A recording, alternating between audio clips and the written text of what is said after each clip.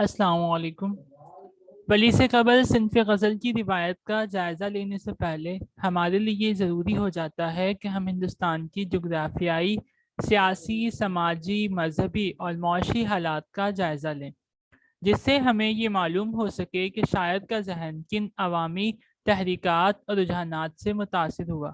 ہندوستان میں شمال اور جنوب دو بڑے خطے تھے، اور ان میں بھی کوئی مرکزی حکومت موجود نہیں تھی، جس کا فائدہ بیرونی حملہ آوروں نے بخوبی اٹھایا اور ہندوستان میں اپنے قدم جمانے شروع کیے۔ جب مسلمان شمالی ہند پر قابض ہو چکے تو انہوں نے جنوب، جسے دکن کہہ کر پکارا جاتا ہے، کا رخ کیا۔ علاؤدین خلجی کی فوجوں نے 1294 عیسوی میں جنوب دکن کو دہلی کے ماتحت کر دیا۔ یوں شمال کے لوگ جنوب آنے جانے لگے۔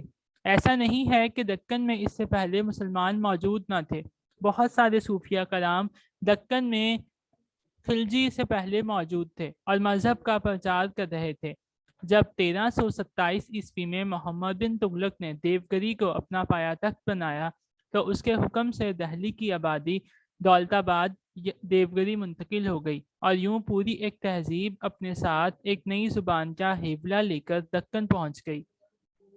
دہلی کے لوگوں کی پہلے سے دکن میں موجودگی اور پھر اتنی بڑی آبادی کا دکن آ کر بس جانا، ان سب عوامل نے مل کر ایک نئی زبان کو پھلنے پھولنے کا موقع دیا۔ محمد بن تغلق 2 سال بعد دہلی واپس چلا گیا، مگر جو لوگ اس کے ساتھ آئے تھے وہ واپس نہ جا سکے اور مستقل یہیں بس گئے۔ دہلی کے لوگ جو زبان اپنے ساتھ لائے تھے وہ یہاں روز بروز ترقی کرنے لگی، اور ہر ادنیٰ و اعلیٰ، امیر و غریب شخص اپنے روزمرہ بول چال میں اس زبان کو استعمال کرنے لگا، اور یہاں اس نئی زبان کو دکنی اور ہندی کہہ کر پکارا گیا۔ دکنی زبان میں شاعری میں سب سے پہلے مسلسل نظموں کو رواج حاصل ہوا، اس کے بعد قصیدے، ربائی اور غزل کی صنف کا آغاز ہوا۔ دکنی کا عروج 1347 عیسوی سے ہوتا ہے، 1347، جب دکن دہلی سے آزادی حاصل کرتا ہے اور یہاں بہمنی خاندان کی حکومت قائم ہوتی ہے۔ 1347 عیسوی سے لے کر 1525 عیسوی تک دکن پر بہمنی خاندان نے حکومت کی اور دکن کو تہذیب و تمدن کا گہوارہ بنا دیا۔ اس خاندان کے کچھ 18 بادشاہ تھے جو علمدوز، مدبر اور مردم شناس تھے۔ دکنی زبان پر دہلی کی زبانوں دراوری خاندان میں فارسی، ترکی اور عربی زبانوں کے الفاظ کا اثر ملتا ہے۔ بہمنی خاندان سے ہمیں مخصوص گنگا جمنی تہذیب کا سراغ ملتا ہے۔ زبان کو پھیلانے میں صوفیہ نے بھی اہم کردار ادا کیا۔ وہ مذہب اور اپنی تعلیمات کی ترویج دکنی زبان میں ہی کرتے تھے۔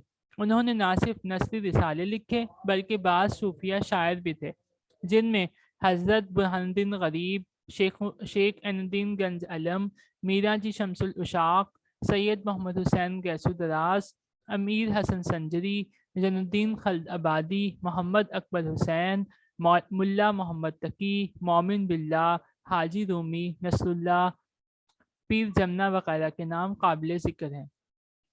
یہ وہ صوفیہ کلام ہیں جنہوں نے دکنی زبان کو فروغ دیا۔ ان کی نثر اور شاعری کی وجہ سے دکنی زبان تشکیل ہوئی۔ انہوں نے عوام کی ملی جلی زبان میں انہیں تعلیم دی اور لوگ بھی اسی زبان کو استعمال کرنے لگے۔ بہمنی حکومت کا خاتمہ ہوا تو دکن میں 5 خود مختار سلطنتیں وجود میں آئی: بیدر کی برید شاہی، احمد نگر کی نظام شاہی، برار میں اماد شاہی، بیجاپور میں عادل شاہی اور گولکنڈہ میں قطب شاہی۔ ان سلطنت کے حکمرانوں نے بہمنی بادشاہوں ہی کی طرح علماء کی سرپرستی کی، فنون لطیفہ کی ترقی میں اپنا کردار ادا کیا، اور شعر و شاعری کا بھی خوب چرچا رہا۔ کچھ بادشاہ تو خود بہت بڑے شاعر ہوئے۔ ان سلطنتوں میں عادل شاہی اور قطب شاہی بادشاہوں کو اہمیت حاصل ہے، کیونکہ زبان کی جو خدمت انہوں نے کی وہ ناقابل فراموش ہے۔ ان دونوں سلطنتوں کا خاتمہ 1685-1686 عیسوی میں اورنگزیب عالمگیر کے ہاتھوں ہوا، اور اورنگزیب کی وفات کے بعد دکن میں آصف جاہی اور دیگر مرہٹوں کی حکومتیں قائم ہوئی۔ ان حکومتوں نے اردو زبان کے ارتقاء میں بہت اہم کردار ادا کیا ہے۔ جب تک اردو زبان پردہ عالم پر موجود ہے وہ ان سلطنتوں کی خدمات کو بھلا نہیں سکتی۔ دکنی بادشاہوں نے براہ راست ایران سے اپنا رشتہ قائم کیا۔ ایرانی دکن میں وزراء مقرر ہوئے جن سے دکن میں ہندوستانی اور ایرانی کلچر کا امتزاج پیدا ہوا۔ تہذیب، ادب اور زبان تینوں سطحوں پر فارسی نے اپنے اثرات مرتب کیے۔ دکن میں اس وقت علم و ادب کا اتنا چرچا تھا کہ ایران، عراق، عرب اور آذربائیجان وغیرہ کے اہل علم اور فن کے ماہرین یہاں پہنچے اور یہاں کی ثقافتی محرکات میں حصہ بھی لیا، جس سے ایک مشترکہ ہندو مسلم تہذیب کی نشو و نما ہوئی۔ دکن میں تاریخ، فلسفہ، ریاضی، مصوری، نقاشی، بت تراشی، موسیقی، فن تعمیر، شعر و شاعری غرض ہر طرح کے فن کا پرچار ہوا۔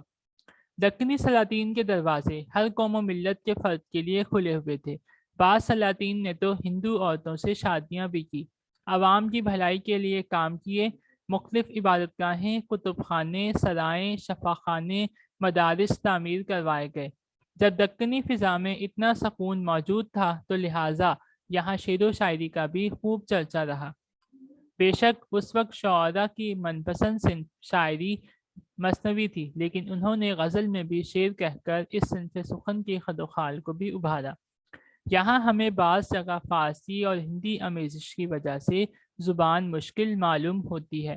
دراصل فارسی عالموں، مذہبی پیشواؤں اور ادیبوں سے پورا دکن بھرا ہوا تھا، اس لیے فارسی لسانی عروض روایات دکنی میں شامل ہو رہی تھی۔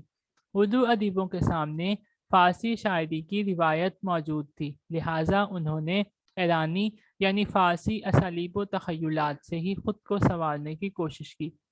قصیدے میں خاقانی، انوری اور عرفی، مثنوی میں فردوسی، نظامی اور جامی اور غزل میں سعدی، خسرو اور حافظ کو پیش نظر رکھا گیا۔